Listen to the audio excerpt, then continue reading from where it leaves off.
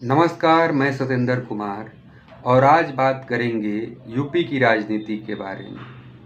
UP की राजनीति में करीब करीब 3 दशकों से एक नाम बहुत ही चर्चा में था, जो नाम था मुख्तार अंसारी। मुख्तार अंसारी पूर्वांचल में काफ़ी चर्चित नाम था और ख़ास करके देश में भी काफ़ी बड़ा नाम था। मुख्तार अंसारी मऊ विधानसभा से 5 बार के विधायक थे। 2 बार वो बीएसपी के टिकट पर चुनाव जीते थे, 2 बार निर्दलीय चुनाव जीते थे और 1 बार अपनी पार्टी कौमी एकता दल बनाकर चुनाव मैदान में थे और वो जीत दर्ज किए थे। इसके साथ साथ दूसरा उनका पक्ष था कि वो एक बाहुबली नेता के तौर पर थे। उनका जो इतिहास रहा है वो कुछ पक्षों के लिए रॉबिन हुड थे, गरीबों के मसीहा, काफ़ी मदद करते थे और उन्हें सम्मान देते थे। और दूसरा पक्ष था कि कुछ समाज में उनका दहशत था। तो इसी विषय पर आज बात करेंगे मुख्तार अंसारी की चैप्टर आखिर समाप्त हुआ तो कैसे हुआ और इस सफ़र में उन्होंने क्या क्या मुकाम हासिल किया और क्या क्या खोया। तो मुख्तार अंसारी की कहानी 28 मार्च रात दुर्गावती मेडिकल कॉलेज के बेड पर आखिरी सांस के साथ समाप्त हो गई। बांदा जेल में मुख्तार अंसारी बंद थे, हार्ट अटैक से उनकी मौत हो गई। खबर है कि जेल में तबीयत खराब होने के बाद उन्हें दुर्गावती मेडिकल कॉलेज ले जाया गया और वहां पर 9 डॉक्टरों की टीम ने उनकी चेकअप की और उस दौरान उनकी मृत्यु हो गई। लेकिन जो मुख्तार के समर्थक हैं उनका मानना है कि मुख्तार अंसारी जी का नेचुरल डेथ नहीं है, बल्कि उन्हें साजिश के तहत उनकी हत्या की गई है। कोविड के दौरान भी मुख्तार अंसारी के परिवार के लोग जो हैं उन्होंने यह आशंका जाहिर की थी कि मुख्तार अंसारी को यूपी सरकार मारने की षड्यंत्र और साजिश रच रही है।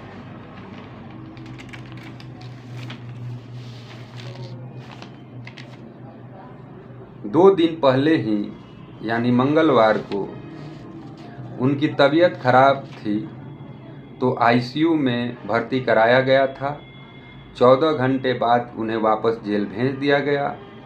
तब कोर्ट में प्रार्थना पत्र देकर उनके वकील ने आरोप लगाया कि जेल प्रशासन द्वारा उन्हें धीमे धीमे जहर दिया जा रहा है। हालांकि जेल प्रशासन और डॉक्टरों की तरफ से कहा गया था कि उन्हें चिप्स खाने की और नमकीन खाने की बड़ा शौक है, ये उनके सेहत के लिए अच्छा नहीं है, लेकिन दिन रात वो खाते हैं, इसलिए उनकी तबीयत खराब हो जाती है।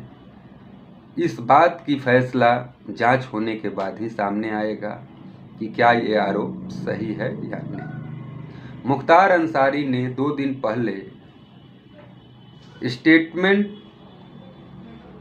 दिया था कि स्लो पॉइजन दिया जा रहा है। उसके बाद वकील का कहना है कि उनके समर्थकों का कहना है कि उन्हें मार दिया गया है। ये सही है, इस बात का फैसला हम आप पर छोड़ते हैं। आप क्या सोचते हैं? दूसरी ओर मुख्तार अंसारी को कुछ लोग अपराधी तौर पर तो कुछ लोग माननीय विधायक के तौर पर एवं कुछ लोग रॉबिन हुड वाली छवि के नेता के तौर पर देखते हैं। लेकिन मुख्तार अंसारी के परिवार का इतिहास इतर है। मुख्तार का संबंध सम्मानित घरानों से है। जब आप जानेंगे तो पहली बार आप यकीन नहीं करेंगे कि इस तरह का मुख्तार के परिवार था। बाहुबली मुख्तार के दादा इंडियन नेशनल कांग्रेस के अध्यक्ष थे। नाना ब्रिगेडियर उस्मान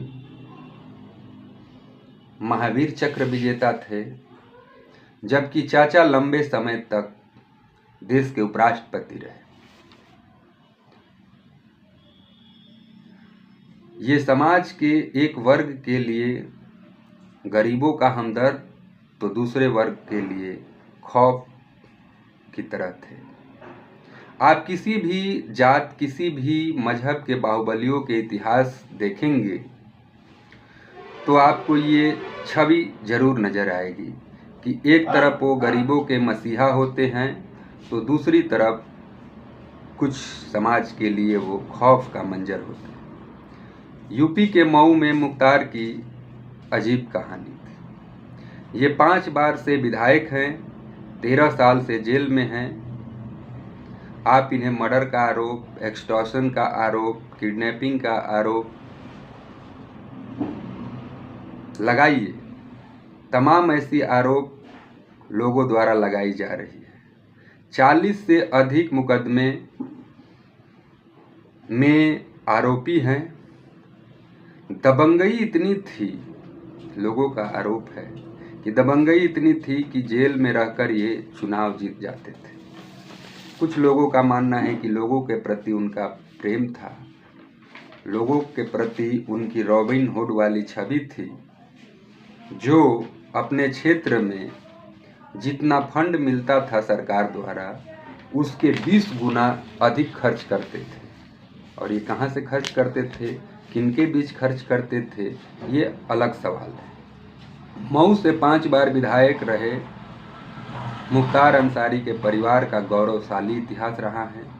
हालांकि मुख्तार अंसारी जुर्म के रास्ते पर चल पड़े। लगभग 40 मुकदमे थे, 13 साल से जेल में बंद थे। उन पर आरोप था कि जेल में रहकर कितनों को मरवा दिए, कितनों से फिरौती मांग रहे हैं, लेकिन उनके क्षेत्र में रॉबिन हुड की छवि थी।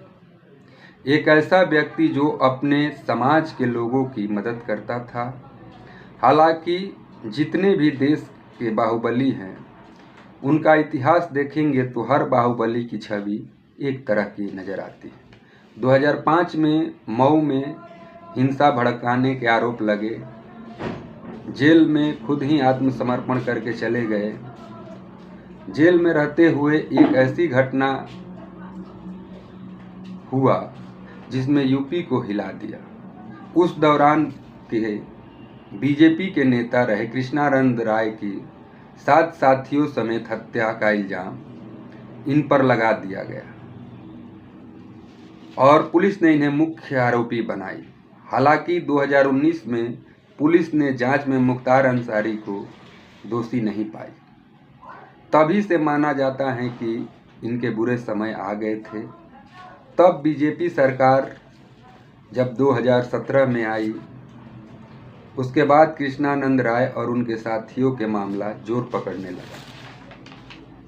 मुख्तार के एक ज़माने में करीबी रहे मुन्ना बजरंगी, जो मुख्तार अंसारी का दाहिना हाथ माना जाता था, उसकी जेल में हत्या हो गई। बीते समय में यूपी में कुछ घटनाएं ऐसे हुई, चाहे इलाहाबाद में अतीक अहमद और उसके भाई की हत्या हुई, चाहे कानपुर में जीप पलटने की घटनाएं आई, या मुन्ना बजरंगी की हत्या जेल में कराने का मामला सामने आई। इन सब घटनाओं को देखते हुए लोग सोचने पर मजबूर हैं कि जो मुख्तार अंसारी की हत्या हुई है, ये हत्या है या जेल प्रशासन द्वारा या सरकार द्वारा उनकी हत्या की साजिश है। तो आज इतना ही। अगले वीडियो में हम मुख्तार अंसारी की जो केस लगे हैं यूपी सरकार द्वारा, उन केस के बारे में चर्चा करेंगे और भी सारी जानकारी नेक्स्ट वीडियो में हम आपको उपलब्ध कराएंगे। तब तक के लिए नमस्कार।